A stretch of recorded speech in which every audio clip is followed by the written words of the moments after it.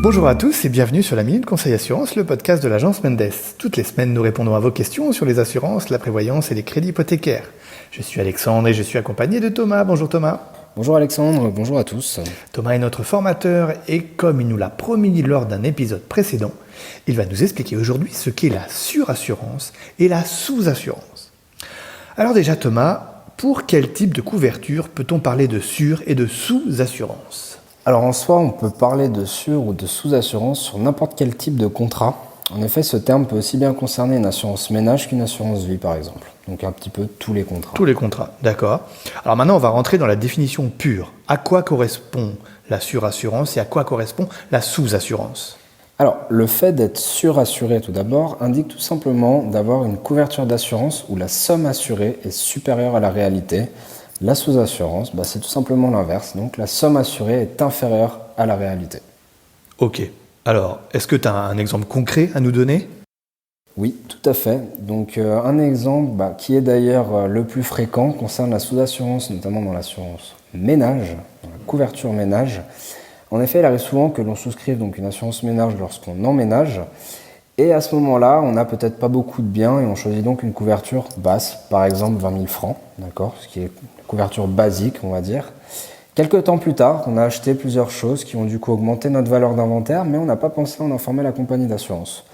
Un jour, malheureusement, on est victime d'un gros dégât d'eau et lorsque l'expert de la compagnie vient effectuer donc l'expertise justement de l'appartement, voir un petit peu tout ce qui a été détruit, il estime une valeur d'inventaire de 40 000 francs.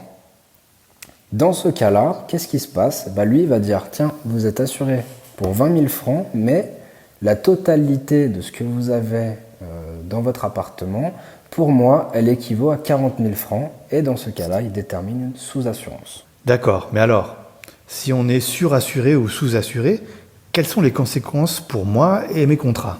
Les conséquences, elles peuvent être dramatiques. En effet, si on reprend mon exemple justement qui est juste avant, la valeur d'assurance, donc on avait dit qu'elle était à 20 000 francs.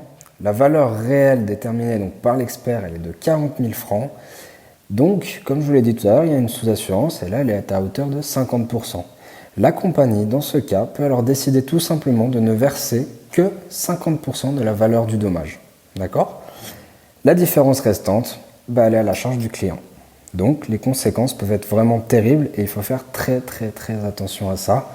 Parce que là, dans le cas là, s'il y a eu 30 000 francs de dégâts, ils estiment donc une sous-assurance à 50% et vont vous rembourser que 15 000.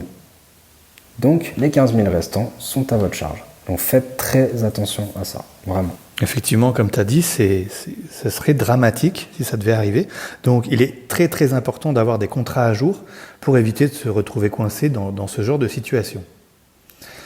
Eh bien Thomas, écoute, un grand merci pour tes réponses. Je pense qu'on y voit un peu plus clair sur la sur- et la sous-assurance.